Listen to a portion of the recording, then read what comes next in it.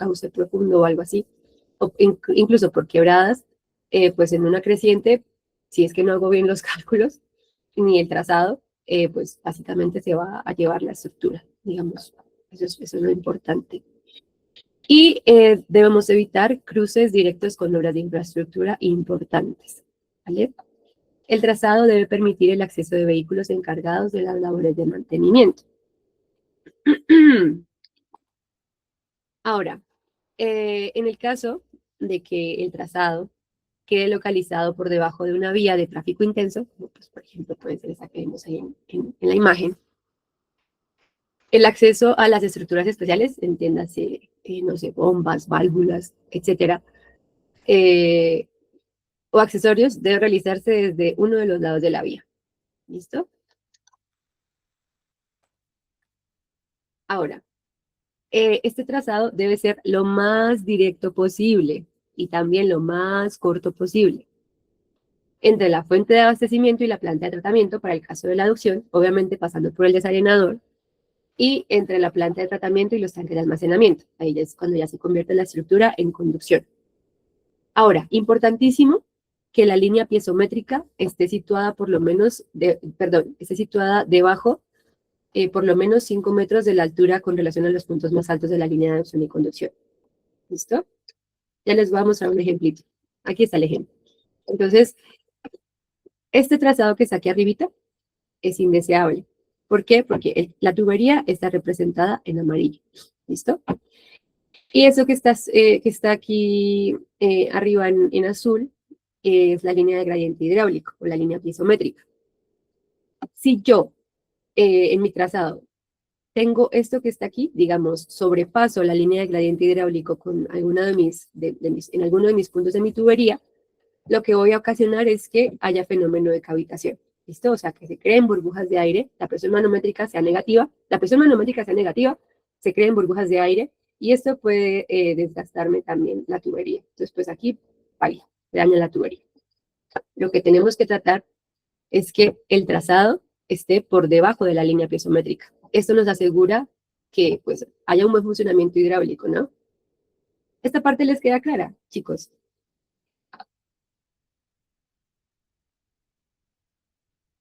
Listo, perfecto. Regálenme un momentico, no me demoro, ya regreso.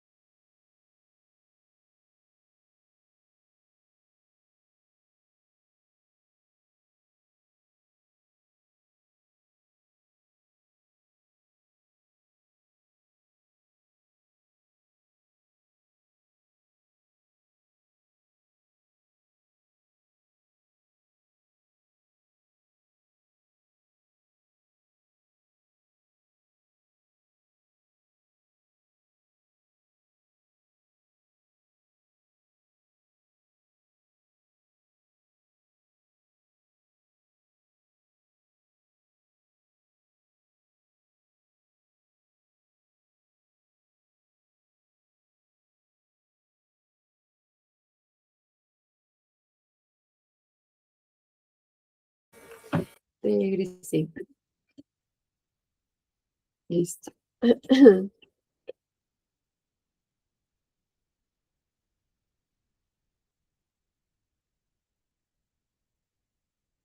Listo. Entonces, bueno, ya vimos el tema de cómo debería ser, digamos, el trazado eh, de la tubería con relación a la línea de gradiente hidráulico. Esto que está aquí, acuérdense que estos son perfiles de la tubería, ¿no? Por si acaso, si de pronto hay alguna confusión, estos son perfiles de la tubería. Entonces, eh, básicamente aquí lo que estamos viendo en estos cuadritos, o más o menos viendo, son cotas, ¿vale? Es para que lo sepan. Ay, ¿verdad? Pantoja, yo detuve la grabación, de pronto la puedes poner a grabar otra vez, la clase. Profe, pero la anterior vez no sé, no se me grabó el audio a mí. No Ah, sé si alguien más pueda. espere, entonces yo la pongo. A ver.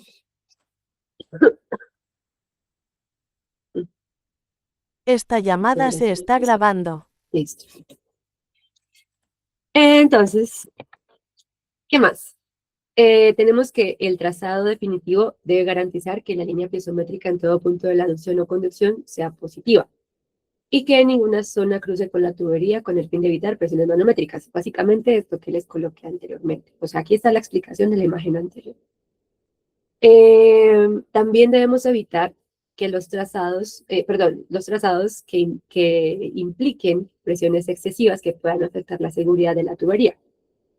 Entonces, si de pronto nosotros tenemos una tubería, proyectamos el diseño para una tubería de, no sé, PVC, ¿cierto? Y nos damos cuenta de que la presión a la que está expuesta realmente la tubería o que estaría expuesta la tubería es mayor que aquella recomendada por el fabricante para el buen trabajo, pues para el buen funcionamiento de la tubería, sin comprometerse a nivel estructural, pues tenemos que hacer algo. ¿Listo? Entonces, no es que no se pueda hacer, debería evitarse en su mayoría, ¿cierto? Pero en caso de que mi trazado tenga que ser sí o sí así, pues hay soluciones. Y la solución en ese sentido sería eh, proyectar cámaras rompopresión. ¿Listo? Pues obviamente esas cámaras incrementan los costos, pero pues obviamente es mejor proyectarlas que comprometer la seguridad estructural de la tubería. ¿Listo? También debemos evitar tramos con pendientes y contrapendientes que puedan causar bloqueos por aire en la línea de conducción. Pero pues obviamente con la topografía que tenemos en Colombia pues es casi imposible. Entonces, por esto debemos incluir ventosas, ¿listo? Ventosas y válvulas de purga en aquellos puntos bajos, ¿listo? Debemos evitar zonas de alto riesgo de inundación o deslizamiento. Esto no amerita, pues, mayor explicación. Se me repitió, pero bueno. Si el nivel freático se sitúa por encima de la línea de aducción y o conducción, el diseño debe contemplar todas las obras de protección necesarias para que el material de las tuberías no se afecte, para que no se corroba, para que no se, bueno, no sé, para que no se afecte el material. Pues generalmente hacemos cárcamos o los encamisamos, pues dependiendo del material. ¿Listo? En los puntos bajos de trazado, lo que les mencionaba anteriormente, se deben disponer de válvulas de purga para evacuar los sedimentos que puedan localizarse en la tubería.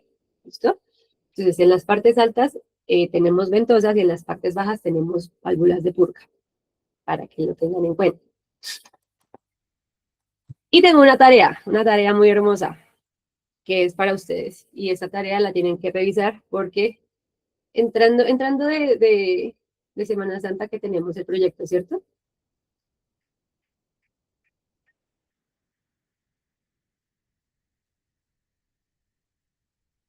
La pregunta. Es el proyecto. Y después tenemos el examen, ¿cierto que sí?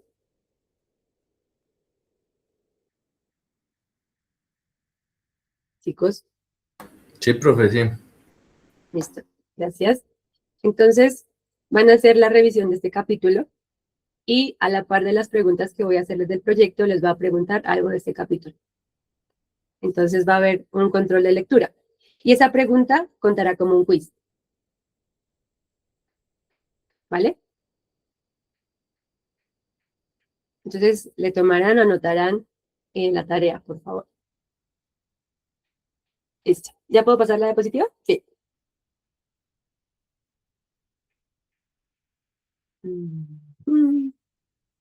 Listo.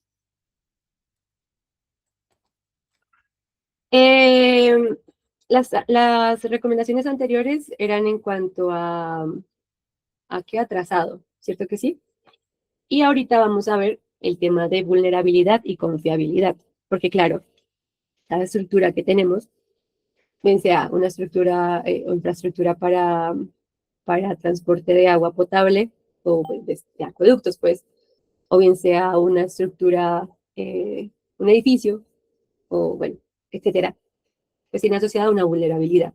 Entonces, en el caso de que, o más bien para el caso del acueducto, tenemos que establecer el nivel de vulnerabilidad de la estructura. ¿Listo? En el caso de que por razones geológicas, geotécnicas, topográficas o de tipo antrópico, la estructura se considere altamente vulnerable, debe ser redundante. Entonces, ¿qué puede ser una estructura vulnerable? Por ejemplo, no sé, que por mi trazado, entonces tuve que proyectar la tubería para que atravesara un río que de vez en cuando pues, se crece. Entonces, pues yo preveo que eso me puede generar una afectación, ¿cierto? Porque pues obviamente el río se crece y se me lleva la tubería, pues dejo sin servicios a los usuarios. Pero pues eso no puede pasar. Entonces, lo que hacemos es diseñar un sistema redundante. ¿Qué quiere decir? Que yo proyecto dos tuberías, ¿listo? Hago dos trazados que vayan por diferentes corredores de diferentes sitios, de manera que si falla una, me queda la otra funcionando y no dejo sin agua a los usuarios. ¿Listo? De eso va la redundancia. Y ya. ¿Y qué pasa si no puedo diseñar una estructura redundante? Entonces, si no puedo ni por el chiras pasar otro trazado por otro lado, que porque son peores las condiciones, o bueno, yo qué sé, hay algún impedimento. Entonces, la responsabilidad recae en el tanque de almacenamiento. ¿Listo? Entonces, de manera que, pasó algo. Y entonces el tanque de almacenamiento asume esa demanda, digamos, el exceso, entre comillas, de demanda, que se tendrá que suplir al municipio, mientras que se hace el arreglo correspondiente a la tubería. ¿Vale? ¿Por cuánto tiempo?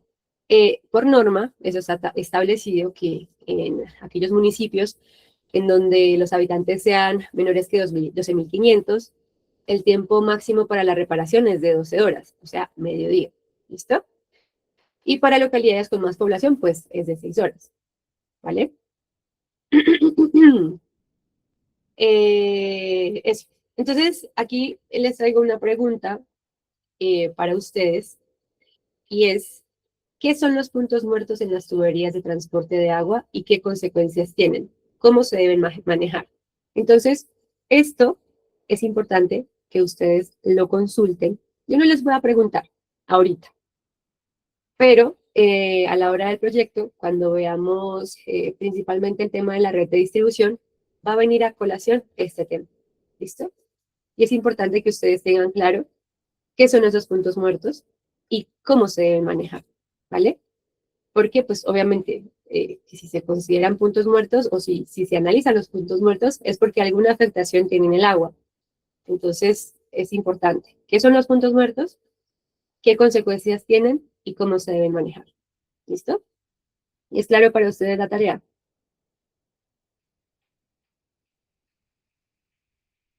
Perfecto. Listo. Los requisitos para las tuberías. Entonces, vamos en los parámetros de diseño. Ya entramos en los parámetros de diseño y vamos a hablar acerca de los requisitos para tuberías. Entonces, para la elección del diámetro de mi tubería, debo analizar parámetros como presiones de trabajo, velocidades de flujo, longitud de la línea de aducción y conducción y la estabilidad geotécnica del corredor correspondiente, ¿vale? También tenemos que tener en cuenta que las tuberías formadas por segmentos rectos no pueden colocarse en curva si se trata de tuberías flexibles, teniendo en cuenta su desviación angular. ¿Listo? Entonces, las tuberías formadas por segmentos rectos pueden colocarse en curva si se trata de tuberías flexibles, teniendo en cuenta su desviación angular. Pero aquí hay una excepción, y es que en municipios situados en zonas de amenaza sísmica alta, como por ejemplo Pasto, no se recomienda desviar las tuberías en las uniones mecánicas, ¿listo? ¿Qué es una unión mecánica? Básicamente es aquello que no es pegamento, ¿listo? Entonces, por ejemplo, puede ser una conexión enroscada, puede ser una abrazadera, bueno, qué sé yo. Aquí incluso les traje un videito para que cuando ustedes vayan a ver la presentación, pues vean el videito y les quede un poquito más claro qué son las uniones mecánicas, ¿listo? Ahora, vamos a hablar de las juntas flexibles. Y pues como aquí tenemos la desviación angular, la que por aquí la mencionamos, pues hay que saber que cada tubería, dependiendo de su diámetro, tiene una desviación angular máxima, ¿listo? Básicamente una desviación angular es que tanto puedo yo, digamos, flexionar la tubería o un conjunto de tuberías, digamos, tengo acá una tubería, la pego con otra, ¿cierto? Y qué tanto puedo yo doblar esta unión. Eso es básicamente una desviación angular. Entonces, la desviación angular máxima en cada junta, con excepción de juntas con características especiales, que sería pues obviamente las juntas mecánicas, será la indicada por el fabricante de la tubería en sus catálogos, pero no podrán ser superiores a los valores indicados en la tabla, en esta tabla. ¿Listo? Entonces, cada fabricante, digan ustedes de tuberías de GRP, de PVC, de concreto, de lo que sea, tienen sus desviaciones angulares máximas, ¿listo? Pero hay que tener cuidado que esas desviaciones angulares máximas no pueden ser mayores que las que están en esta tabla, ¿listo? Esta tabla es del RAS. Y recuerden que el RAS es la que nos regula el diseño de acueductos y, bueno, todo el tema de agua para la población, ¿listo?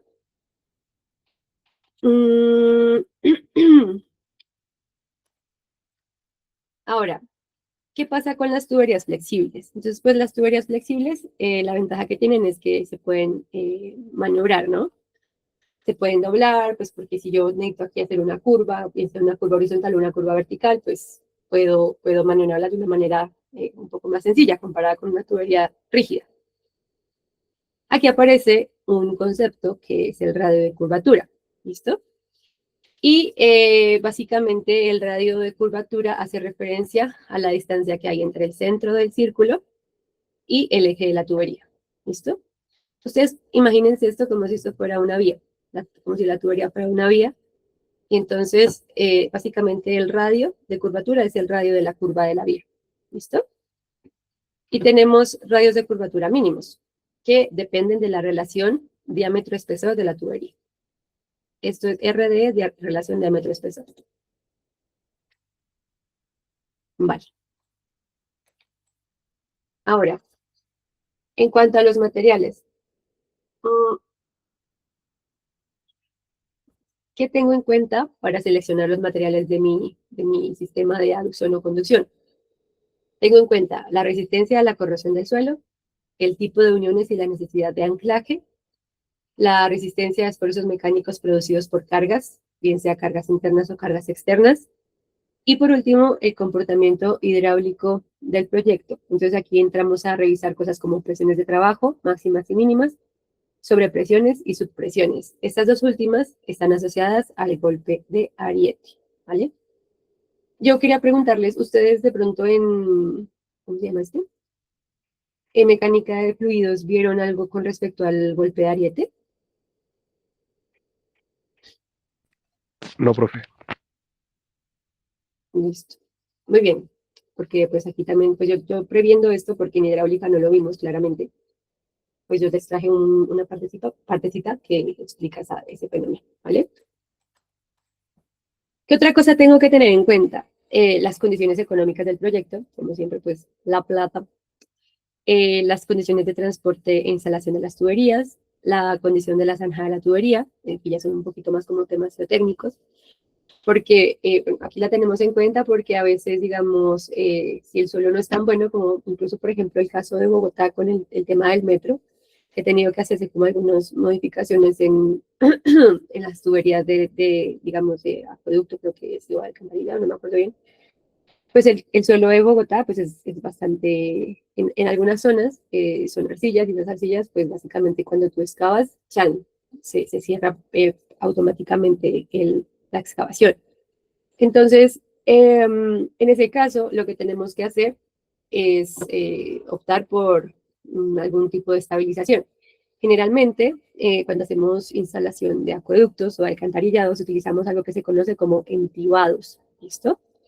Y básicamente, entibar una zanja es colocar una serie de tablas a los lados con unos parales que van a sujetar el terreno, digamos, la zanja.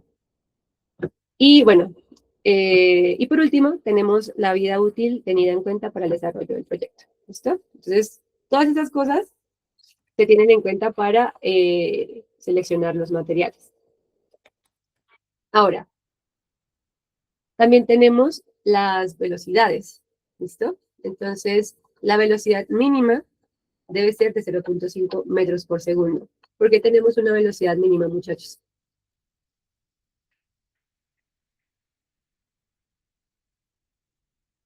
Para que cumpla el caudal, profe. No.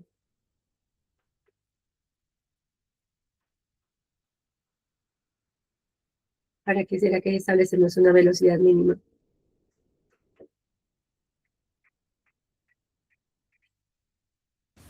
Por presiones, profe. No es por presiones. A ver, ¿qué más? ¿No sería para que no haya estancamientos? Ajá, desarrolla. Pues básicamente si usted garantiza que hay una velocidad mínima, garantiza que no se le regrese el agua y pues esté fluyendo constantemente. Bueno, Casi. Por ahí va. ¿Qué más? ¿Qué se les ocurre? ¿Para qué establecemos una velocidad mínima?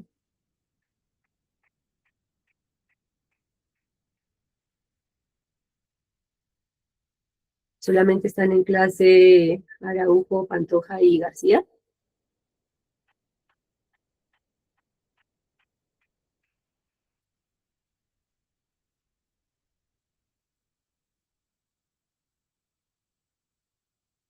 Melanie, ¿qué se te ocurre a ti?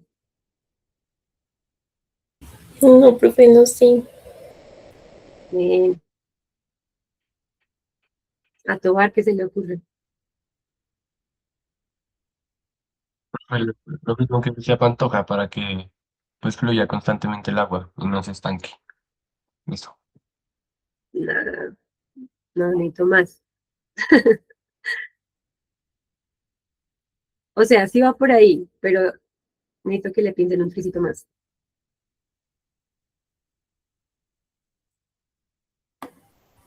Para que se autolimpie los sedimentos. Gracias, señor Calderón. Sí, básicamente es para evitar la formación de biopelículas o de, digamos, sí, de biopelículas o que haya sedimentación o lo que sea. Pero principalmente es para evitar la formación de biopelículas, porque las biopelículas me van a afectar la calidad del agua.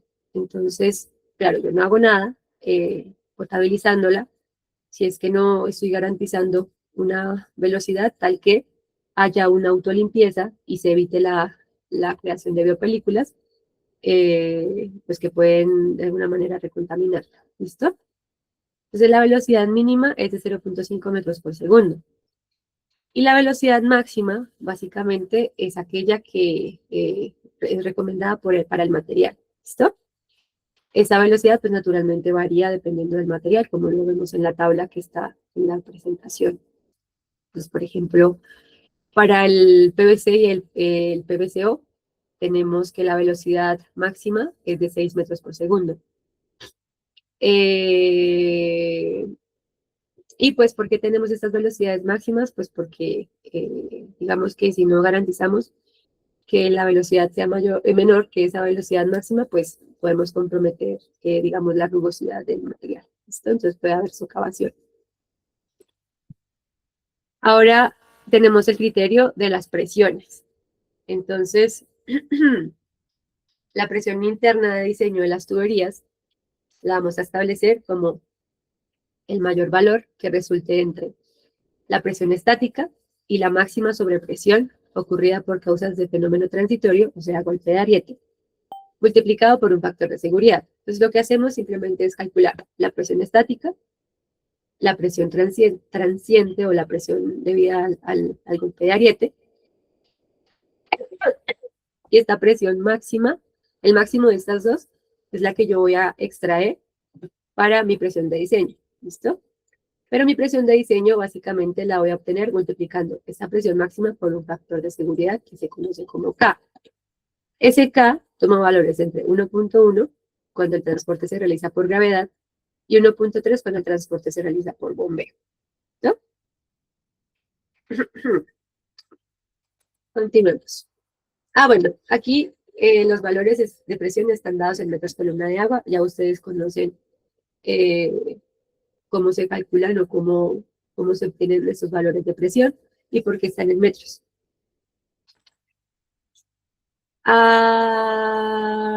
La presión que debe soportar la tubería, incluyendo la onda de sobrepresión generada por el golpe de ariete, en ningún caso deberá exceder la presión de trabajo recomendada por el fabricante. Entonces, ojito que esos valores que están aquí, incluso pues la presión transiente o la presión de golpe de ariete, tiene que estar por debajo de la presión de trabajo. Cada material tiene su presión de trabajo, digamos, estándar, ¿vale? Y la onda de subpresión no debe generar presiones atmosféricas menores que 10 metros columna de agua. ¿Por qué no debería generar presiones manométricas menores que 10 metros columna de agua? Porque si son valores menores que 10 metros columna de agua, me van a generar socavación. Se me olvidó ahora, cavitación. ¿Listo? O sea, la aparición de burbujas dentro de la estructura y esto pues me puede ocasionar daños estructurales. ¿Listo? Ahí. Ahora, vamos a hablar un poquito acerca del golpe de ariete. Entonces, ya les había mencionado al principio de la presentación que el golpe de ariete se genera cuando el flujo tiene un cambio o bloqueo repentino, debido a presencia de accesorios, válvulas o también a cambios de sección, o debido a que, por ejemplo, si mi sistema trabaja por bombeo, yo apagué la bomba de manera repentina o se apagó porque hubo un apagón. Entonces eso me genera un golpe de ariete. Ese golpe de ariete me va a generar dos fenómenos, una sobrepresión y una subpresión. Entonces la sobrepresión básicamente hace referencia a presiones positivas que aumentan la presión total interna de la tubería hasta superar la presión máxima admisible, lo que puede ocasionar daños mecánicos. O sea, si mi sobrepresión supera la presión máxima admisible, que en este caso sería la presión de trabajo de la tubería, pues baila, se daña la tubería. Y las subpresiones, básicamente, se generan por ondas negativas que pueden disminuir la presión total hasta generar cavitación. ¿Listo? Entonces, bueno, ahorita les explico esto. Tenemos sobrepresiones y subpresiones. Ahora vamos a hablar un poquito acerca del golpe de ariete, ¿listo? El golpe de ariete se puede estudiar a partir de la teoría de la columna elástica del agua. Esta teoría, pues básicamente la elasticidad tanto del fluido como de la tubería afectan los cambios de presión. Golpe de ariete en inglés se conoce como water hammer, ¿listo? Pero ojito, o sea, tienen que aprender también estos términos porque cuando manejemos el software está en inglés. Entonces, ¿y por qué se prefiere la versión en inglés? Porque la versión en español es como una versión beta y como que no funciona de la misma manera. Entonces, pues, aquí vamos a hablar inglés. Aquí tú me hablas inglés. Listo. Entonces, estos cambios de presión relacionados con el golpe de Ariete propagan una velocidad conocida como celeridad de onda. ¿Listo? La celeridad de onda la vamos a denotar como una letra A. La A. Cuando ustedes vean una A, entonces van a encontrar o van a saber que hace referencia a la celeridad de onda. En inglés, celeridad de onda se conoce como wave speed. Y esa celeridad de onda varía entre 300 metros por segundo a 1400 metros por segundo. Es una velocidad increíble, o sea, altísima. Pero naturalmente esta velocidad también varía dependiendo del material. ¿Listo? Ahora, ¿cómo solucionamos o cómo se calcula el golpe de Ariete? Puede ser con una solución aritmética, que es como la más sencillita. Puede ser también a través de una solución gráfica o con el método de las características con uso de elementos finitos. ¿Listo? Esta última parte que está aquí, el método de las características, es lo que utilizan los software para hacer estas simulaciones de golpe de Ariete. ¿Vale? ¿Hasta aquí todos vamos bien?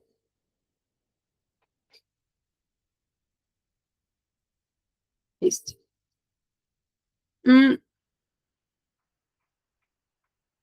Ahí. Vale. Entonces, como ya les había explicado anteriormente, mi golpe de Ariete se va a generar precisamente por un cierre instantáneo, ¿cierto? O puede ser también gradual incluso, pero pues obviamente el cierre instantáneo es más crítico, de una válvula o, digamos, el apagado de un sistema de bombeo. Entonces, ¿qué es lo que pasa? Verán cómo está en el gráfico. Tenemos una válvula, ¿cierto? El agua va fluyendo y se cierra de manera repentina. Entonces, claro, todo el fluido que viene hacia la válvula se queda prácticamente aquí acumulado y genera unas presiones, ¿listo? En las paredes de la tubería. Y entonces el agua también va a tender a devolverse, ¿vale? O sea que este fenómeno, esta presión que está aquí, va a viajar a lo largo de toda la tubería, ¿listo? Y se va a ir y se va a regresar, se va a ir y se va a regresar hasta que encuentre una estabilidad. ¿Sí me hago entender?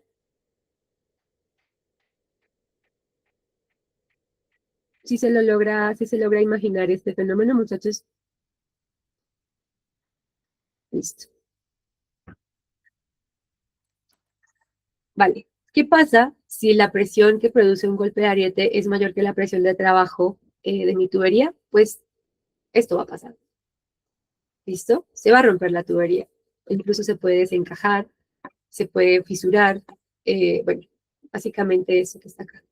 Entonces es por eso que es importante tener control y pues considerar el fenómeno de golpe de ariete cuando diseñamos las tuberías que van fluyendo a presión. ¿Listo? Básicamente en este grafiquito les explico lo que les expliqué hace 2 diapositivas, que es lo que ocurre cuando se cierra una válvula de manera repentina, ¿cierto? Esto que está aquí pues es una tubería. Aquí tenemos un reservorio, el reservorio pues le está imprimiendo una presión, ¿cierto? Hidrostática, una presión, una presión al sistema, le está brindando una presión al sistema.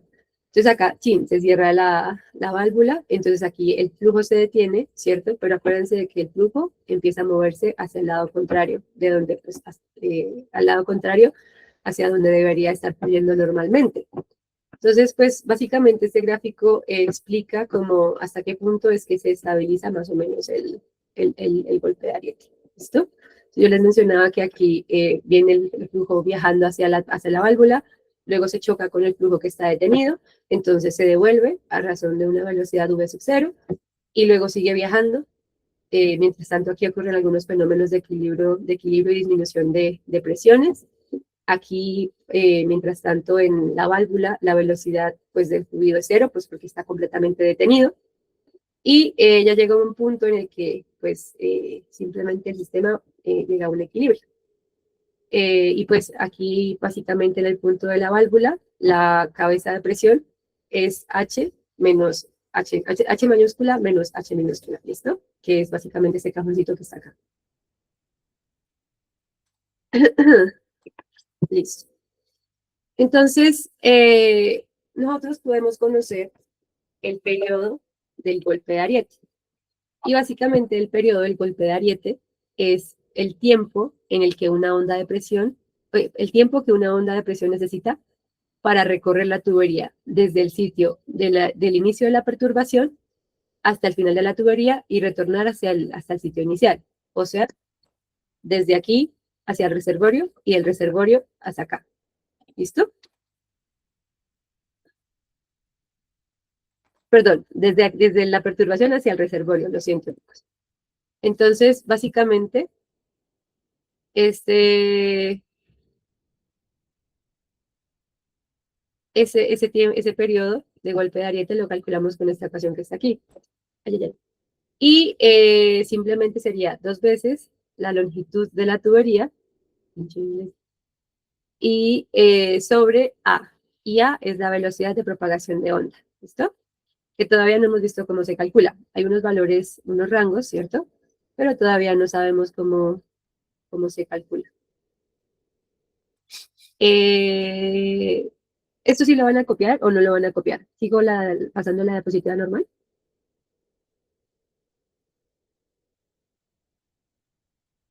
¿Alguien está tomando apuntes?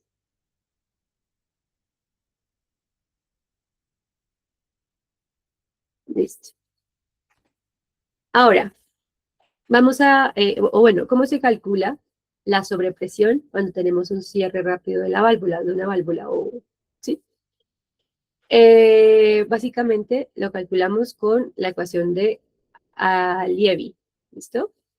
Entonces, Allievi dice que la sobrepresión, que es el cambio en la altura de presión, la vamos a calcular como la velocidad de propagación de onda por el cambio de la velocidad dentro de la tubería sobre el valor de aceleración de la gravedad. ¿Listo? Y si tenemos una sobrepresión generada por un cierre lento, pues la ecuación anterior cambia. Y aquí se tiene en cuenta principalmente digamos, el periodo de cierre, llamarlo de alguna forma, de manera implícita. Entonces tenemos que la velocidad, perdón, la sobrepresión depende de qué, o la vamos a calcular a partir de qué.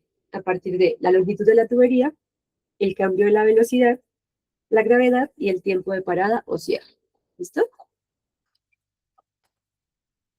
¿Y cómo calculamos la celeridad de la onda de presión? Con esta ecuación que está aquí. ¿Listo? ¿Y esta ecuación de qué depende? Depende del diámetro de la tubería, del espesor de la tubería, del módulo de elasticidad del agua y del módulo de elasticidad del material. ¿Listo? Que es básicamente lo que dice acá. El módulo de elasticidad del agua, pues aquí está el valor, ¿listo? Y el módulo de elasticidad del material, pues va a depender del material. Cada material pues tiene su módulo de elasticidad. Ustedes ya vieron materiales. Un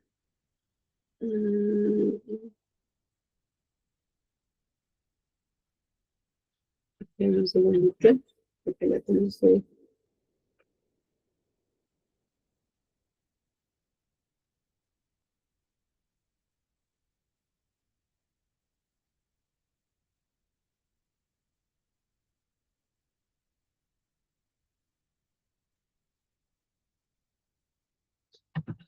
listo.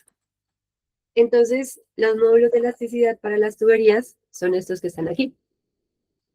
Entonces, aquí están prácticamente todos los materiales que utilizamos para los sistemas hidráulicos, por llamarlo de alguna forma y generalizarlo de una manera un poco más práctica. Listo. Esto que dice aquí, fibra de vidrio reforzada, es lo mismo que el GRP, para que lo tengan en cuenta. Fibra de vidrio reforzada es igual, es lo mismo que el GRP. Naturalmente, GRP es, o hace referencia a las siglas en inglés, ¿no? Ahora, vamos a hablar de algo que se conoce como clase de presión. Entonces, básicamente la clase de presión es suministrada por los fabricantes y para evitar la ruptura, en inglés, de la tubería, debe resistir la presión de trabajo y la sobrepresión causada por el golpe de ariete. Entonces, yo tengo mi presión de trabajo, ¿cierto?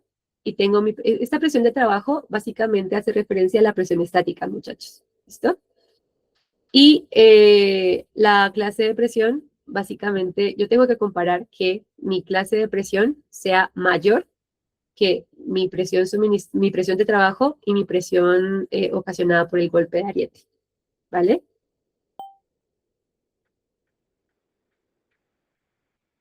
Entonces, vamos a hacer un ejemplo de cálculo. Entonces, tenemos una válvula tipo mariposa instalada en una tubería que tiene 15 kilómetros. La tubería está hecha de un GRP axial y por esa tubería pasan 588.81 litros por segundo. Esto fácilmente podría ser el caudal de diseño de sus acueductos. Y el agua está a 10 grados Celsius. El diámetro real interno de esta tubería es de 702.3 milímetros y el espesor de la tubería, ¿cierto? Es de 8.1 milímetros. Tenemos que la clase de presión es de 10 bares. Entonces, lo que nos pide es calcular la sobrepresión causada por el cierre instantáneo de la válvula y también nos pide indicar si se presenta ruptura de la tubería para una presión de trabajo de 45 metros, ¿vale? O sea, acuérdense que la presión de trabajo es básicamente una presión estática.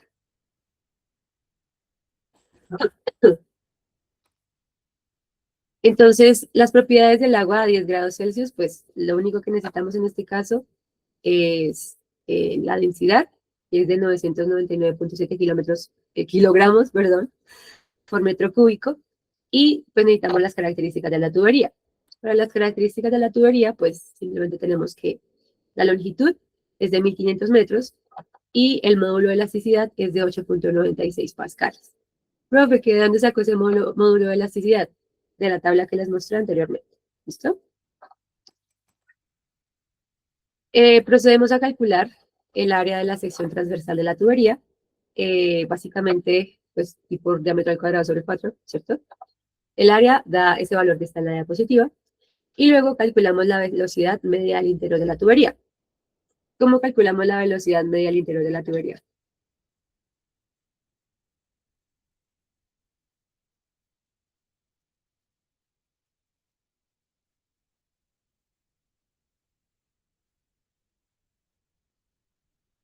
Tiros, ¿cómo calculamos la velocidad media de la tubería?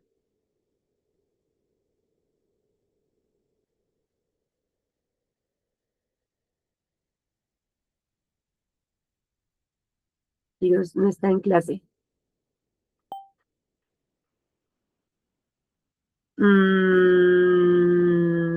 ¿Caudal por área? ¿Sobre área? Gracias, señorita Araujo. Caudal. Tal cual. Calculamos como caudal sobre área. ¿Listo? Y en este caso, la velocidad es de 1.52 metros por segundo. Ahora, calculamos la velocidad de propagación de onda con la ecuación que ya les mostré anteriormente.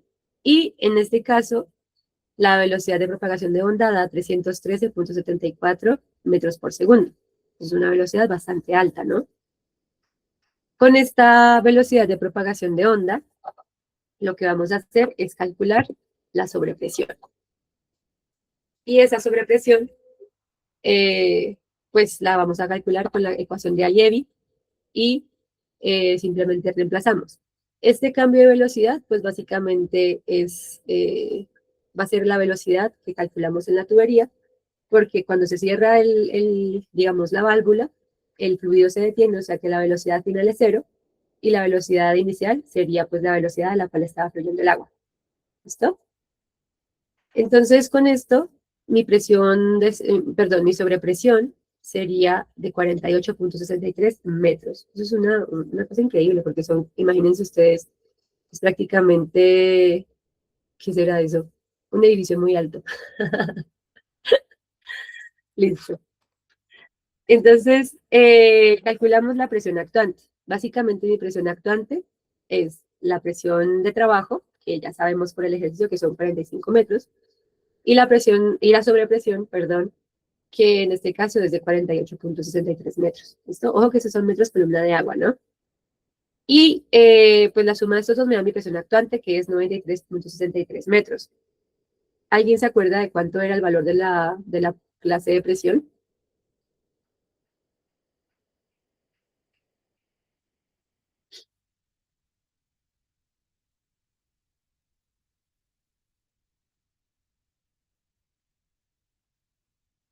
¿Nadie se acuerda?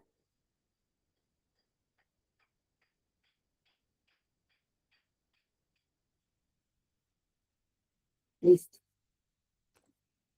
Entonces, la clase de presión era o es de 10 bares. Y pues si nosotros transformamos los 10 bares a metros columna de agua, para hacer, digamos, consistente la comparación, entonces mi clase de presión es de 102 metros. Y pues es mayor que la presión actuante. Entonces, en ese sentido, pues estamos a salvo, no hay ruptura, ¿vale? Listo.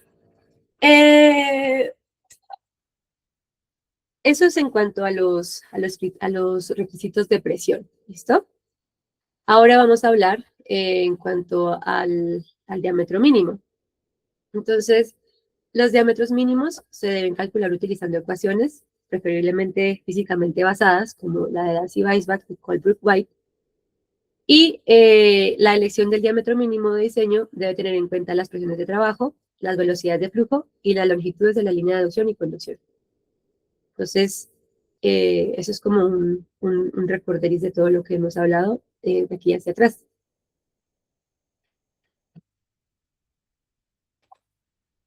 Ahora, en cuanto a las restricciones geométricas del diámetro de la conducción y de la aducción, perdón, las aducciones que incluyen tuberías a flujo libre, ¿cierto? O sea, son conductos cerrados, pero el flujo no está cubriendo la totalidad del área de la tubería. Mi diámetro mínimo nominal, ojito, es de 100 milímetros, ¿vale? O sea que yo no puedo tomar los diámetros que estén debajo de 100 milímetros. Y, por otro lado, cuando tenemos aducciones con flujo a presión, mi diámetro mínimo es de 75 milímetros. Pero esto es diámetro nominal, muchachos. ¿Listo?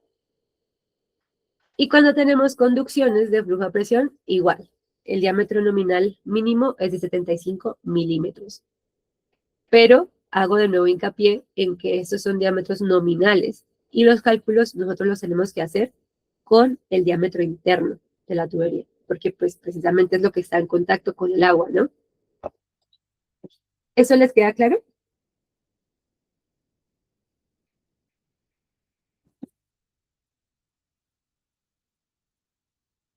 Listo. Ahora, el cubrimiento. Entonces, básicamente el cubrimiento es la profundidad de instalación de las tuberías a cota clave. Entonces, ¿qué es la cota clave, profe? Claro, ya te explico. La cota clave básicamente es aquella o es el valor de la altitud calculada con respecto al borde externo de la tubería. ¿Sí? ¿Listo? Entonces aquí, por ejemplo, el borde externo más próximo al terreno de mi tubería va a ser la cota clave. Espérenme un segundito, por favor.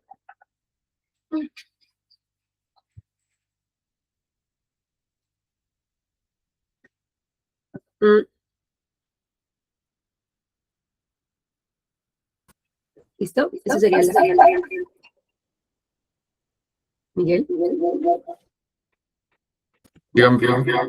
Se te abrió el micrófono y tienes como retorno. Perdón. Listo. Entonces verán, la cota clave es la parte más externa de la tubería más próxima al terreno, ¿listo?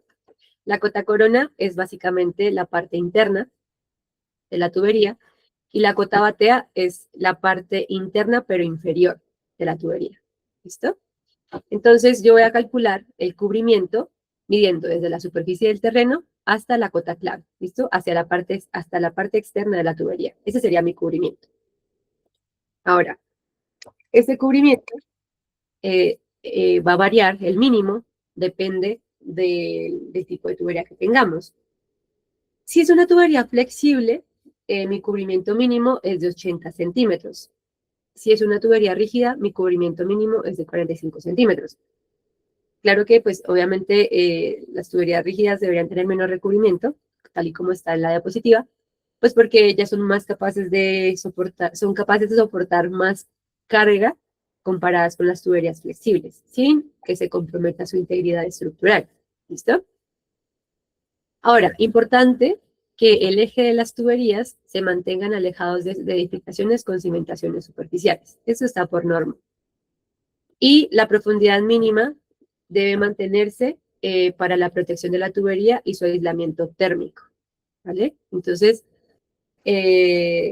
incluso esto aplica también para el tema del trazado de la red de distribución de agua potable, para que lo tengan en cuenta también en el futuro. En el caso de que la tubería pase por áreas de cultivo, cruces con carreteras, ferrocarriles, avenidas, calles, aeropuertos, la profundidad mínima debe ser de por lo menos 1 metro para tuberías flexibles y 60 centímetros para tuberías rígidas. ¿Listo? O sea que cuando tenemos estas condiciones que están acá, varía la profundidad mínima o el cubrimiento mínimo. Entonces se debe profundizar más la tubería. Si el diseño incluye estructuras de protección como cárcamos de concreto, se puede disminuir el valor. O sea, si por alguna extraña razón, a mí me pasó una vez haciendo un diseño de un alcantarillado, resulta que mi trazado, si yo lo empezaba a cierta profundidad, y resulta que ya llegaba a puntos en los que la profundidad era bastante exagerada. Entonces lo que yo tuve que hacer fue, digamos, mover más hacia la superficie, el primer tubo de mi trazado, de manera que aquellos puntos donde tenía que profundizarme más, no tuviera que hacer como horas adicionales o algo así para pues, poder hacer la construcción de la tubería. Pero esto que me implicó proyectar cárcamos. O sea, los cárcamos básicamente son unas cajitas que van, por las cuales van a ir las tuberías y pues prácticamente son de protección. ¿Listo? Son cajitas de concreto que protegen a mis tuberías. ¿Vale? Allí, por ejemplo, se puede entrar a analizar qué sale mejor, proyectar toda la red en una tubería flexible y entonces colocarle cárcamos a ciertas partes, o proyectar toda la red en una tubería rígida y pues eso me disminuye, digamos, los costos en cuanto a los cárcamos, pero las tuberías rígidas son más costosas que las flexibles. ¿Listo? ¿Qué más? Si la tubería cruza por suelos rocosos e inestables, se deben proyectar obras de protección como revestimientos con concreto simple, anclajes de concreto reforzado, etc. Todos esos temas como de obras de protección y válvulas y demás, lo van a encontrar en el capítulo que tienen que leer. ¿Listo? El de la tarea. Aquí están algunos ejemplitos. Aquí están los anclajes. Los anclajes en una superficie de concreto. Y ese sería el encamisado o los cárcamos. ¿Listo? ¿Qué más tenemos? Que si tenemos que utilizar tuberías no resistentes a la luz ultravioleta, entonces ellas deben estar enterradas. Digamos, si mi material no tiene protección o no tiene resistencia a la luz ultravioleta, debe ir necesariamente de manera subterránea. Pero, digamos que, pues, no se puede. Entonces, lo que hacemos es que se le aplica a la tubería una capa de pintura color aluminio o blanco.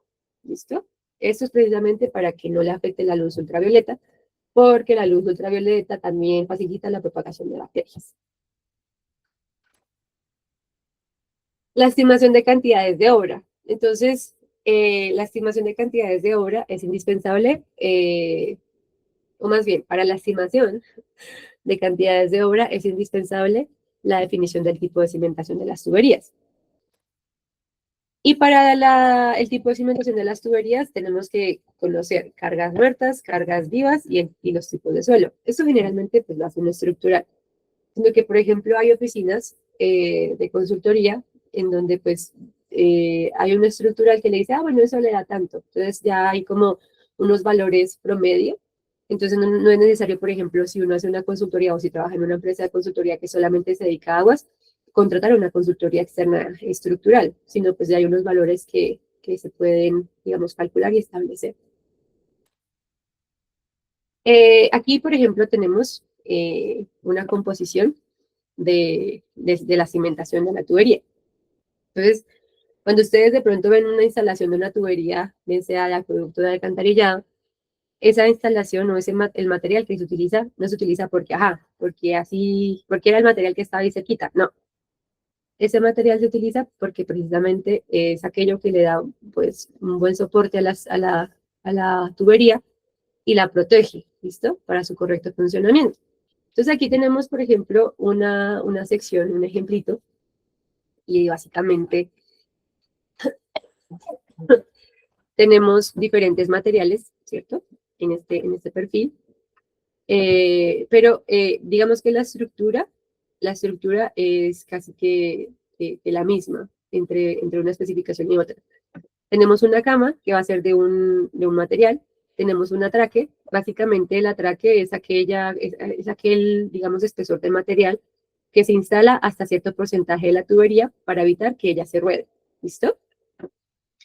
Tenemos un relleno inicial. Estas capas que están aquí deben ir debidamente compactadas.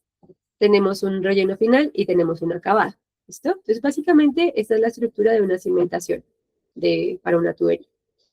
Y hay unas normas, como por ejemplo la norma NS035, que es una norma que sacó el acueducto de Bogotá, que funciona bastante bien para el tema, o que define bastante bien el tema de las cimentaciones para tuberías, ¿no? Entonces, pues ahí les dejo, digamos, el nombre de la norma para que le peguen una leída cuando estén haciendo el tema de la red de distribución también. Listo. Ahora sí vamos a entrar al tema del diseño hidráulico. Entonces, vamos a ver diseño hidráulico a presión y al final vamos a ver el diseño hidráulico a superficie libre. Entonces, vamos a ver, cuando hacemos el diseño hidráulico de las aducciones o las conducciones, vamos a contemplar dos casos de aplicación. El primero es transporte expreso, o sea que el agua que llega en un punto es la misma cantidad de agua que llega al otro punto. Esto se aplica pues tanto a aducción como para conducción. Y también tenemos el segundo caso, que es cuando hay agua en ruta, que era lo que les explicaba que se hacía con el acueducto de Bogotá. ¿Vale? Y pues básicamente esta distribución de agua en ruta solamente existe en la tubería de conducción.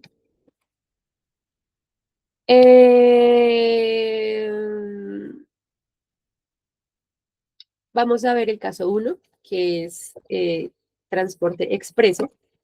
Y pues en transporte expreso no hay caudales laterales, como les mencionaba al principio de la clase, y el caudal que entra al sistema es igual al caudal que sale.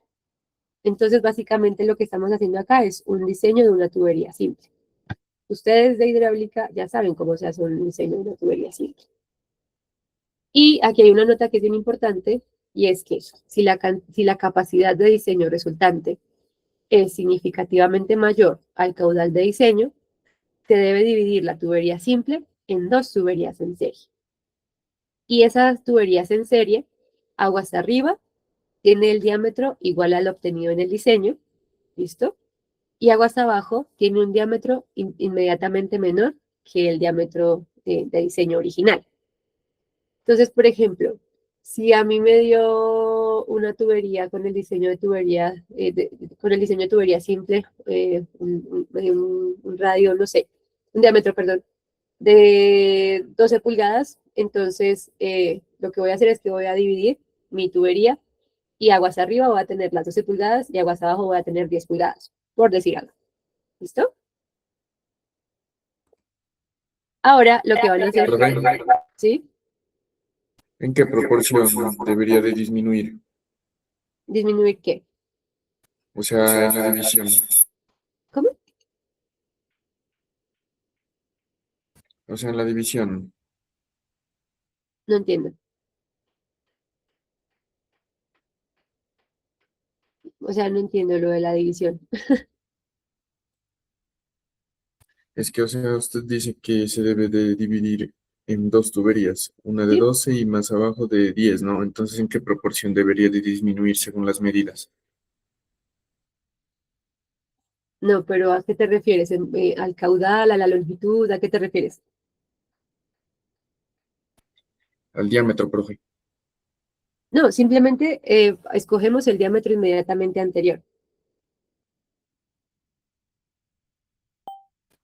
Ya, profe. Gracias.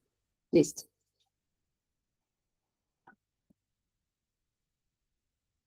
Bueno, entonces tienen como tarea consultar el catálogo de diámetros de tubería de PVC, de PEAD, de GRP y de concreto. ¿Listo? Y es tarea porque cuando ustedes hagan el trazado de la red de la red no, sino de la línea de conducción o aducción, si se utiliza presión, les voy a pedir al menos 3 alternativas, ¿listo? De trazado y de materiales, para que lo tengan en cuenta. ¿Ya te le tomaron foto a la tarea?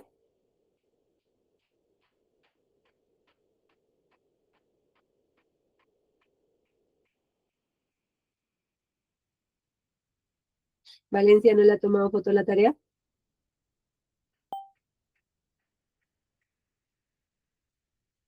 Listo. Vamos a hacer un ejemplito. Entonces, vamos a suponer que para el sistema de acueducto, del ejemplo 1 de Boca Toma, que ya lo vimos, se tiene un trazado de aducción de 15 kilómetros hasta el desarenador. O sea que la tubería que va desde la Boca Toma hasta el desarenador es de 15 kilómetros. La cota de salida es de 2.018 metros sobre el nivel del mar. Y la de llegada es de 1990.18 metros sobre el nivel del mar. ¿Listo? Estas cotas naturalmente están dadas por topografía. El coeficiente global de pérdidas menores es de 75, o sea, todo el tema de accesorios, válvulas, etcétera, etcétera, etcétera, me da un coeficiente de pérdidas menores de 75. Eso ustedes también lo tienen que calcular, por si acaso. La temperatura del agua es de 10 grados Celsius y vamos a utilizar un error de aproximación en el proceso iterativo de 1 por 10 a la menos 4.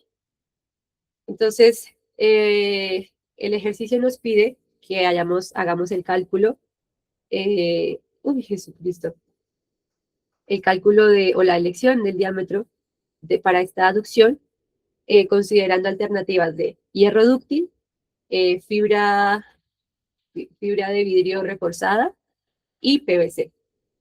Y la idea es seleccionar una alternativa definitiva. Para la alternativa seleccionada, indique la dirección angular y el radio mínimo de curvatura. ¿Listo? O sea, que la idea es que yo aquí les voy a poner el ejemplo para el hierro dúctil, pero ustedes tienen que hacer el GRP y el PVC. ¿Listo? Y comparar entre los tres y escoger con cuál material se quedan, ¿cierto? Y asimismo, indicar la dirección angular máxima y el radio mínimo de curvatura, pues para el material seleccionado. ¿Le van a tomar pantallazo o lo paso?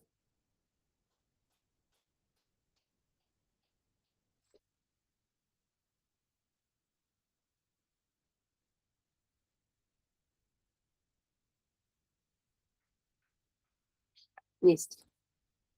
Entonces, las propiedades del agua a 10 grados Celsius. Entonces, la densidad es de 999, la viscosidad dinámica es de 1.308 por 10 a la menos 3 pascales por segundo, la viscosidad cinemática es de 1.308 por 10 a la menos 6 metros cuadrados por segundo. ¿Y qué información tenemos del problema? Que la longitud de la tubería es de 15 kilómetros, perdón, o sea, 15.000 metros, y mi caudal de diseño es 0.066185 metros cúbicos sobre segundo, y mi coeficiente global de pérdida es de 75, ¿vale? Entonces, aquí están las rugosidades para cada material. Tenemos que la rugosidad para el hierro dúctil es de 0.25 milímetros, la rugosidad para la fibra de vidrio reforzada es de 0.029 y la densidad para el PVC, la densidad, la rugosidad absoluta para el PVC es de 0.0015 milímetros. ¿Listo? Y también tenemos que la altura total disponible es de 10 metros. ¿Listo? O sea, esa es básicamente la energía que yo tengo para mi sistema. 10 metros. Ahora, aquí estoy haciendo el diseño para hierro dúctil. Ustedes ya saben cómo se hace el diseño. Yo les enseñé el semestre pasado cómo se hace el diseño de una tubería simple.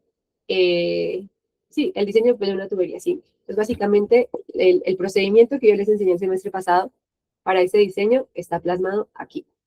Entonces, básicamente, tenemos que verificar que mi caudal, el caudal que estoy calculando y el caudal de diseño, perdón, el caudal que estoy calculando sea mayor o igual que el caudal de diseño. Cuando mi caudal que estoy calculando es mayor o igual que mi caudal de diseño, entonces calculo el Reynolds. ¿Listo? Y con este Reynolds y con la ecuación de Sweeney-James voy a establecer el nuevo valor del coeficiente de fricción. Y luego vuelvo a verificar. Chan, chan, chan, chan, chan, chan. Y aquí ya me da otra vez el caudal de diseño, perdón, el caudal calculado, me da mayor o igual que el caudal de diseño. Entonces vuelvo a calcular el Reynolds y luego verifico. Y entonces aquí ya llegué a mi convergencia. Y en ese sentido, pues el diámetro que voy a estar escogiendo para el hierro dúctil, en este caso, sería 16 pulgadas, ¿vale? Que me significa un caudal de 0.0740 metros cúbicos por segundo. ¿Alguien tiene alguna pregunta hasta aquí?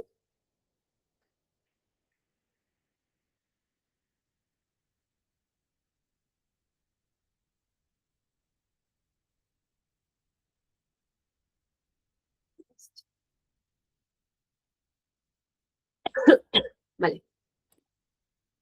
Entonces su tarea será realizar el diseño para GRP y PVC. Y esa tarea me la van a subir al Braille. A ver cuándo me la suben al Braille. Les digo. Me están conmigo el calendario.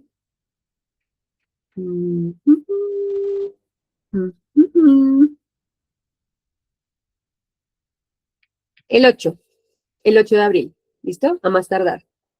Me suben la tarea el 8 de abril al Braille. Igual yo les habilito la tarea para que la entreguen. Me la entregan de manera individual. Si encuentro autores en libros de Excel iguales, automáticamente tienen 0, ¿vale? ¿Es claro esto?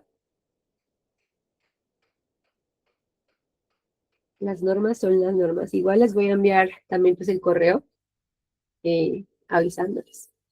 Entonces, realizar el diseño para GRP y PVC. Listo.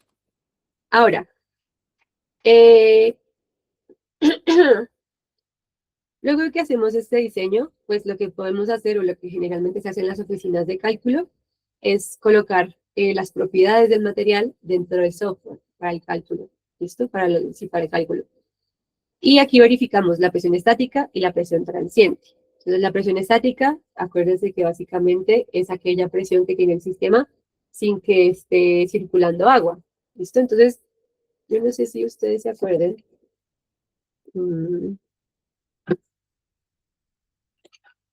Pero, por si acaso, yo tengo acá un reservorio, ¿cierto? Un tanque o lo que sea, el desarenador, la fuente de abastecimiento, lo que sea. Y de este tanque sale mi tubería, digamos, mi tubería que tiene este trazado. Cuando tengo una condición estática en mi sistema, entonces mi línea del gradiente hidráulico también es constante. ¿Listo? O sea que pongamos aquí que si mi presión, mi mi línea de energía, mi presión, más bien, o la presión que tengo disponible para el sistema es de 10 metros columna de agua, pues eso no va a cambiar siempre que esté en condiciones estáticas. Acuérdense que cuando tenemos ya condiciones dinámicas, esta línea no es recta, sino es inclinada, precisamente por el tema de las pérdidas. Entonces mi presión estática básicamente va a ser la diferencia entre...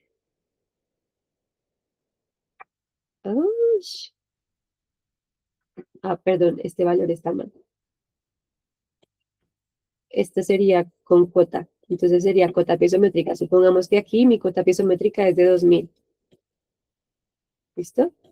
Y entonces el valor de mi presión estática en cada punto va a ser la diferencia entre, por ejemplo, la cota en este punto de la tubería menos, perdón, sí, o bueno, al revés.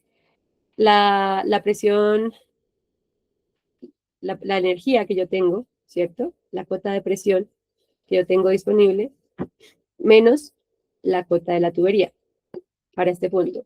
Para este punto también sería 2000 menos la cota de este punto. Para este punto también 2000 menos, o sea que mi presión estática realmente estaría dada por esta diferencia que está acá. Chan, chan, chan. ¿Listo? Esa sería la presión estática. O sea, manualmente uno la puede calcular. Y la presión dinámica, y la presión transiente, ya les dije cómo se calcula. Entonces, pues, ustedes podrían perfectamente calcular esas dos presiones y asimismo seleccionar la presión de trabajo.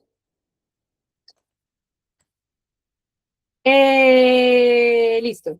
Seleccionamos la presión de trabajo, la presión de diseño, es que se me confunden esos dos términos, la presión de diseño, así comparando la máxima entre la estática y la de la actuante, y verificamos que la presión nominal de trabajo o de clase, o la clase de presión de la tubería y sus accesorios sea mayor que la presión de diseño.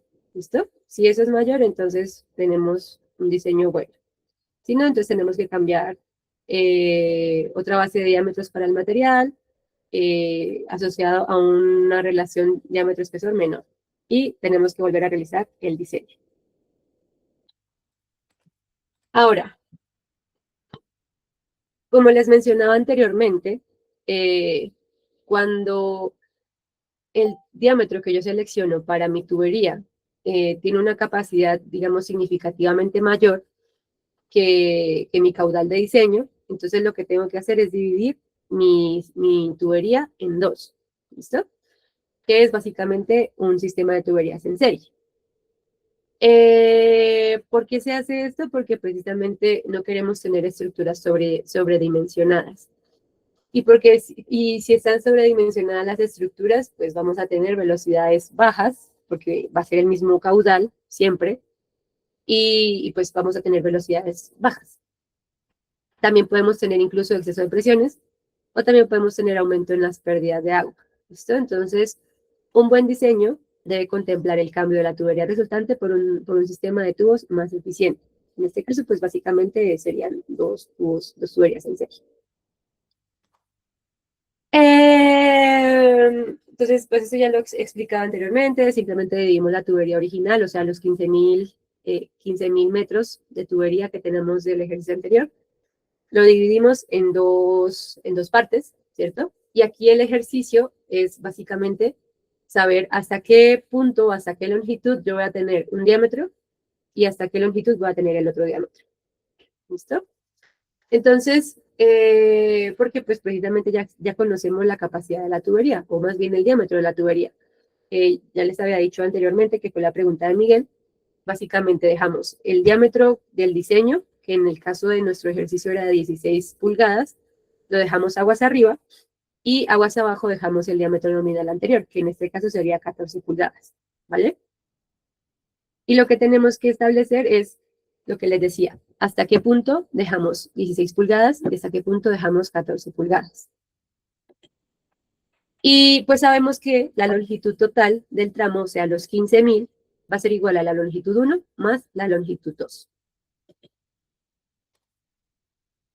Aquí básicamente está lo que les había dicho, el diámetro 1 es igual al diámetro de diseño y el diámetro 2 es menor que el diámetro de diseño, o sea, el diámetro inmediatamente anterior. Y entonces aquí tenemos, eso ya les había explicado yo en hidráulica, cómo funciona un sistema en serie de tubería. Entonces aquí básicamente tenemos la altura de la serie, que hace referencia pues a la energía total disponible de la serie, que básicamente sería la suma de la altura de la serie 1 más la altura de la serie 2. ¿Listo?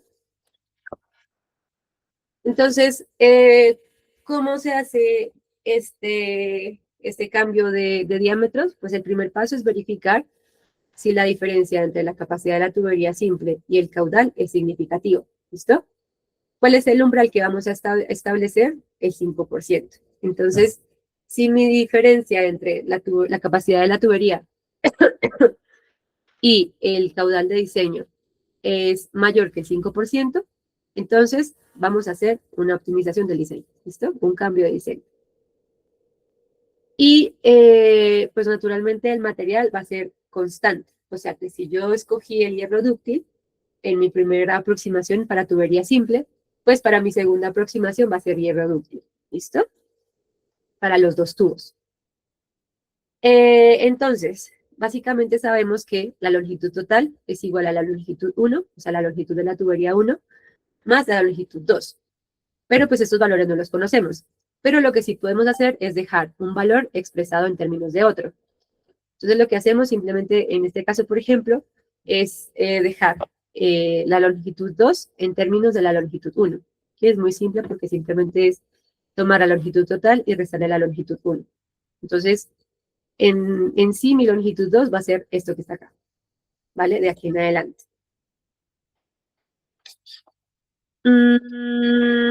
Ahora lo que vamos a hacer es que vamos a distribuir el coeficiente de pérdidas menores de una manera uniforme, ¿listo? A lo largo de toda la tubería. Y esta distribución la vamos a hacer de manera proporcional a las longitudes. Entonces, básicamente, tomamos el coeficiente de pérdidas menores y lo multiplicamos por la relación entre la longitud 1 sobre la longitud total. Y ese sería mi coeficiente de pérdidas menores en la primera tubería. Luego tomamos el coeficiente de pérdidas menores en 2. ¿Cómo lo calculamos? Lo calculamos como el coeficiente de pérdidas menores global multiplicado por la longitud de la tubería menos la longitud 1 sobre la longitud total. ¿Por qué está aquí esto escrito? Porque acuérdense que la longitud 2 es esto que está acá. ¿Listo? Listo. Entonces, en el gráfico que les había mostrado hace como unas 3 diapositivas, la altura total de la serie es igual a H1 más H2, ¿cierto? Que es la altura de la serie de la tubería, perdón, la altura de la tubería 1 más la altura de la tubería 2. Y si ustedes se acuerdan, en hidráulica a presión, la altura de energía total requerida o la energía la podemos calcular de esta manera. ¿Listo? Entonces, básicamente será mi cota en el punto 2 más las pérdidas por fricción más las pérdidas menores. ¿Listo? Y si yo igualo y reemplazo en la ecuación, en esta primera ecuación que tengo acá, reemplazo estos valores que están acá, voy a llegar a esto que está acá. ¿Listo? Entonces aquí están las pérdidas por fricción, las pérdidas menores, cada una pues multiplicada por su cabeza de velocidad, las pérdidas por fricción, las pérdidas menores para la tubería 2, multiplicada por su cabeza de velocidad. Y ya, entonces vamos a hacer el reemplazo de la tubería simple del ejercicio anterior por 2 tuberías en serie. Entonces, como ya les dije, vamos a utilizar el criterio del 5%, ese será nuestro umbral. Y pues aquí están los valores que necesitamos para el cálculo. Básicamente tenemos el diámetro nominal de 16 pulgadas, el diámetro interno, las pérdidas por fricción que salen del diseño, las pérdidas menores que salen por el diseño, el caudal, es el caudal calculado, ¿listo? Y tenemos la altura total disponible y tenemos la velocidad. Entonces, comprobamos si es que la capacidad de la tubería es significativamente mayor que el caudal de diseño. ¿Y cómo lo calculamos? Con esta relación que está en la diapositiva. Entonces, básicamente tomamos el Q sub M, que es el caudal calculado, menos el caudal de diseño sobre el caudal de diseño. ¿Listo?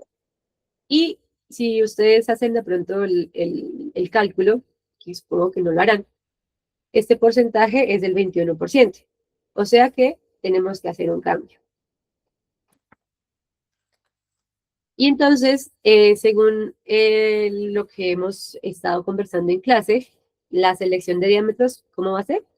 Pues el diámetro 1 o el diámetro de mi tubería 1 sería mi diámetro del primer diseño, que son 432 milímetros, y mi diámetro 2 sería mi diámetro inmediatamente anterior a este diámetro de diseño, que en este caso es de 381 milímetros. ¿Listo?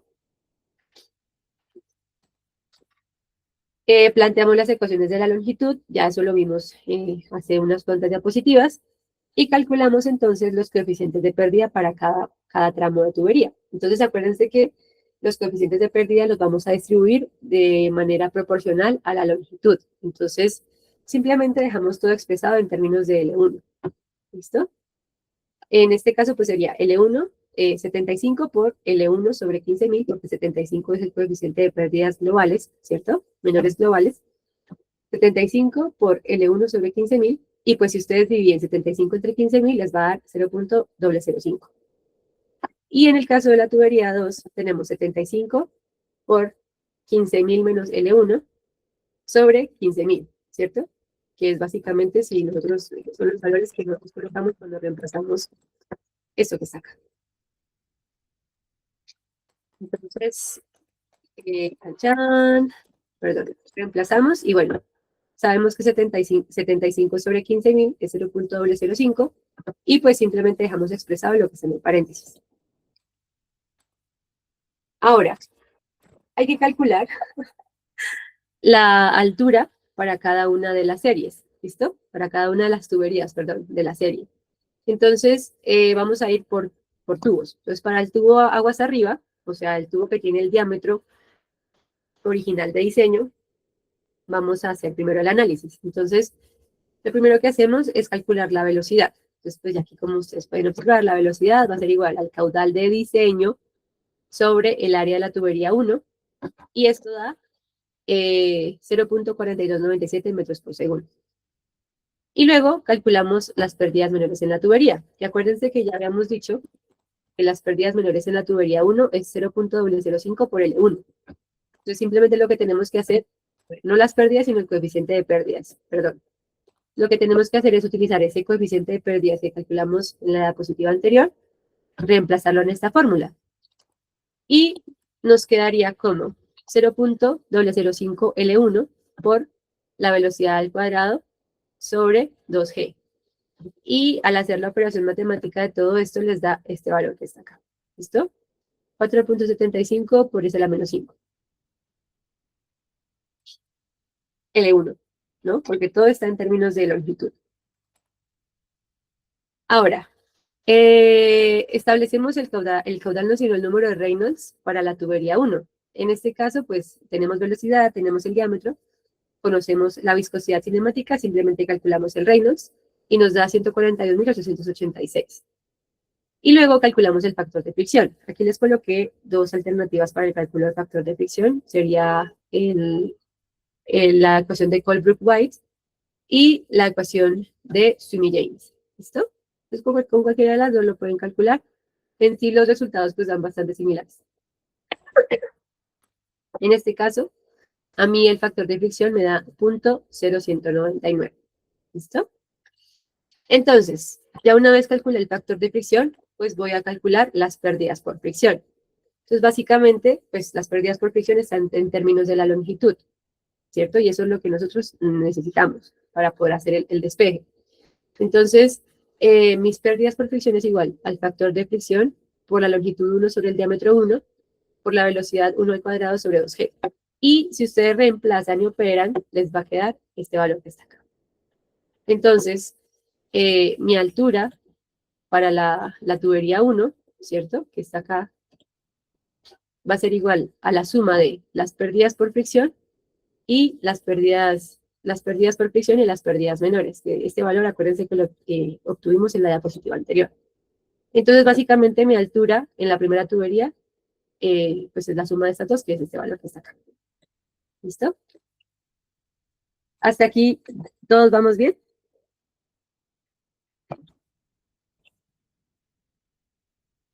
Listo.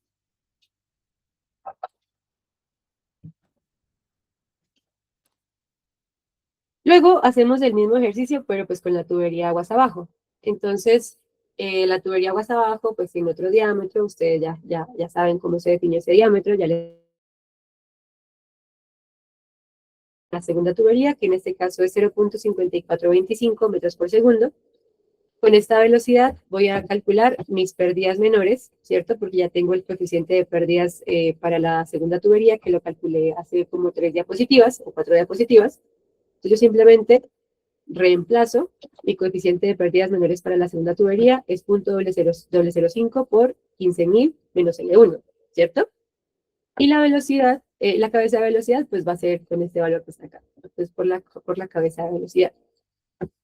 Y si yo opero esta división por este valor que está aquí, me va a dar este valor que está acá. Y dejo expresado el paréntesis, ¿listo? Que es lo que está en L1. Eso es como por facilidad matemática realmente. Luego voy a calcular el número de Reynolds. Entonces, aquí es del Reynolds para la tubería 2. Yo ahorita les corrijo en la presentación. Entonces calculamos el Reynolds de la tubería 2 con la velocidad 2, con el diámetro 2, la viscosidad, que ya la conocemos. Y luego calculamos el factor de fricción. ¿Listo? Para la tubería 2, el factor de fricción me da .0201. Y entonces, ya con este factor de fricción, lo que voy a hacer es calcular las pérdidas por fricción, que es lo que está acá.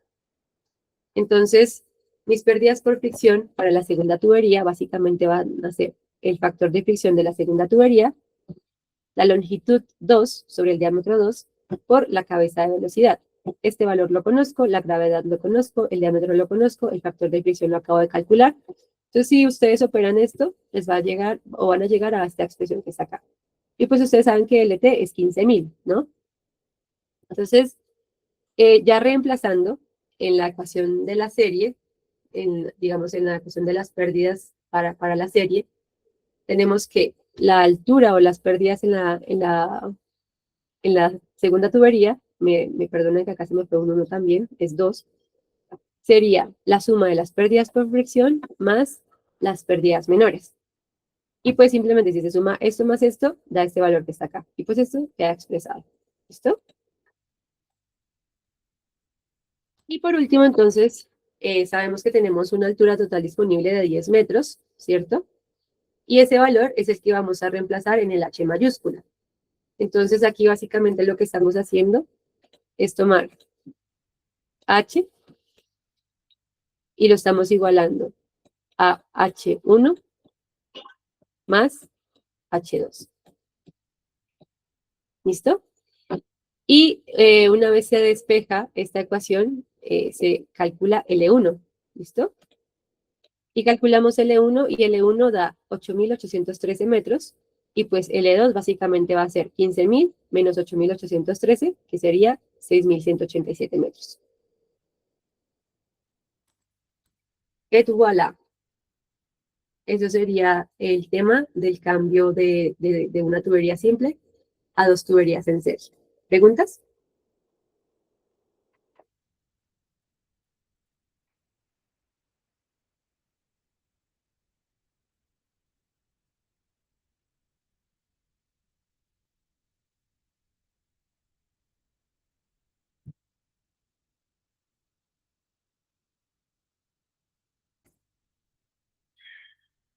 Listo.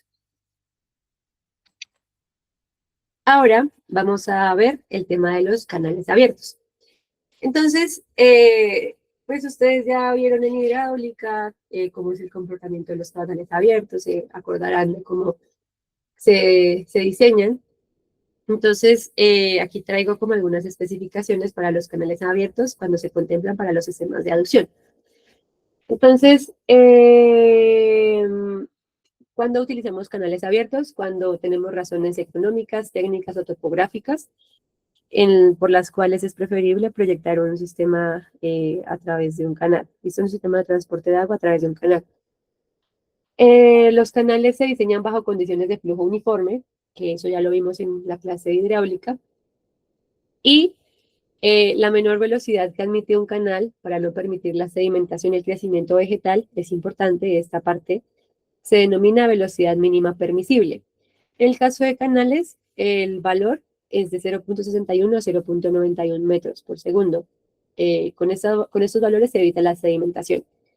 Y para valores, valores de 0.76 metros por segundo evita el crecimiento de la vegetación. Entonces, pues, yo pensaría que mi velocidad mínima, yo podría establecer mi criterio como velocidad mínima en 0.76, ¿cierto? Que es la que me cumple para evitar crecimiento de vegetación y me evita la sedimentación. De todas formas, cuando tenemos canales, siempre se tiene que hacer como un mantenimiento, ¿no? Una limpieza. Para que no, pues a medida que pasa el tiempo, para asegurar que no haya pérdida de la sección hidráulica. La pendiente longitudinal del canal, pues está dada por topografía, porque acuérdense que la pendiente también es uno de los parámetros, digamos, más importantes para el diseño de los canales, pero pues afortunadamente ese valor lo tenemos por topografía. Y los taludes del canal, o sea, si voy a hacer un canal, ¿cómo se dice?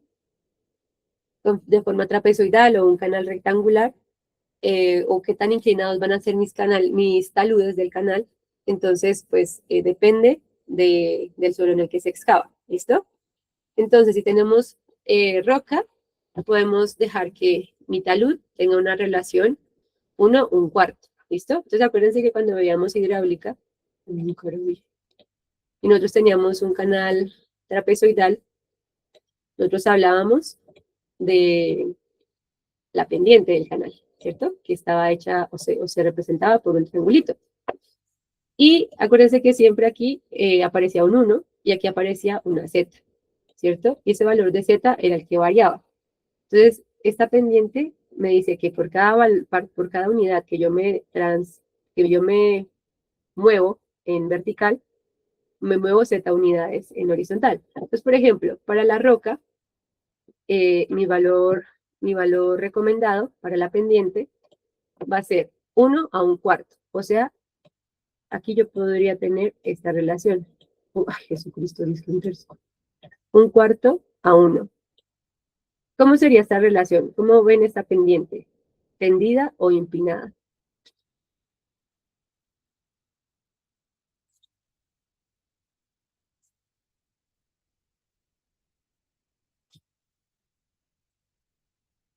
¿Hay alguien aquí con vida?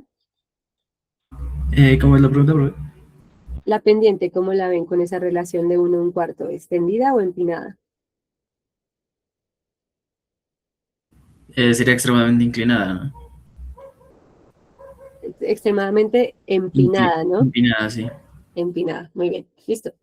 Y pues claro, eso es de esperarse porque pues es roca, ¿no? Entonces ya prácticamente quisieran, o sea, lo que se espera es que mientras más competente sea el suelo, pues más vertical puedan ser las paredes del canal.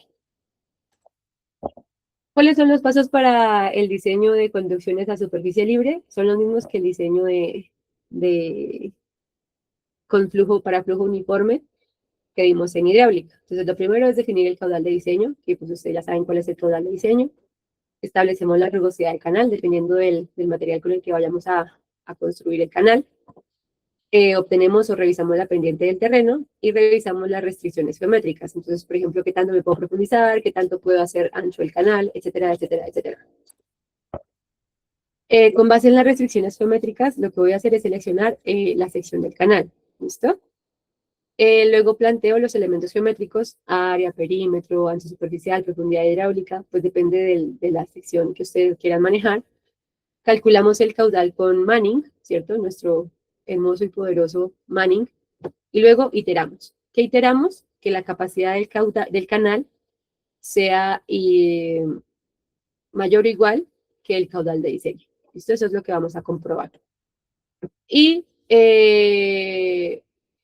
con la profundidad normal final se calcula la velocidad. O sea que para yo establecer esta velocidad que está acá, o para verificar que la velocidad esté cumpliendo con los criterios de velocidad mínima, tengo que calcularla a partir de la profundidad normal final. Acuérdense que la profundidad normal es aquella asociada, es la profundidad asociada a flujo uniforme. Entonces, y ya. Eso sería todo por hoy, muchachos. Vale, profe, muchas gracias. Bueno, se cuidan. Usted Que también, tengan una profe, que buena Semana mejore. Santa. Gracias. Gracias a la profe, que se mejore. Hasta luego, Gracias. profe. Para que se mejore. Gracias. Hasta luego. Hasta luego. Oye, profe, como Hasta luego, 50 profe. tareas. Hasta luego. Hasta luego. Que se va a disfrutar la Semana Santa con 50 tareas. Estudiando. ¿Qué más? Así no era la Semana Santa, profe. Dejándolo Para para subir el semana, cerro. profe. Tiene de lunes al miércoles para hacer la tarea y luego jueves, viernes y sábado para reflexionar, ¿oyó? Para subir el cerro. Ay, sí, reflexionen, Profe, reflexionen y ¿se vuelve de arrepiéntanse. Semana Santa y se hace parcial? ¿O una clase y después parcial? No, tenemos la exposición del proyecto y después tenemos examen. ¿A esa hora que entramos tenemos la exposición, profe? Sí, tan pronto entramos, ese jueves tenemos la presentación del proyecto y luego tenemos el examen. Como No quien leo dice. lloros, no leo lloros. Como quien dice. Llega ya como nos toque. Como nos toque hoy. Pero ¿qué son esas expresiones, señor? Profe, si es la verdad, pero usted dice que expresión la sustentación del proyecto y dice que después parcial, o sea que a como nos vaya, ¿qué más se hace? Por relajarte, que uno que estudia saca 5 veces. ¿Hasta cuándo se puede cancelar Como materia? uno no va a ir a subir el Hasta el cerro, le va a 26 de tocar abril. subir el cerro con acueductos encima. Prenderán una velita. Materias, Iván. Ay, no. ¿Hasta cuándo se puede cancelar materia? Ay, Dios mío. Hasta el 26 de abril, chicos. Por si acaso. El lunes vamos a cancelar la de Iván. El lunes el 6. No, el otro lunes.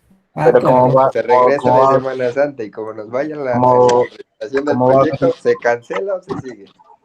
¿Cómo va a haber huelga para no entrar porque tenemos miedo de contagiarnos? Entonces toca ver Ay, cuántos... no.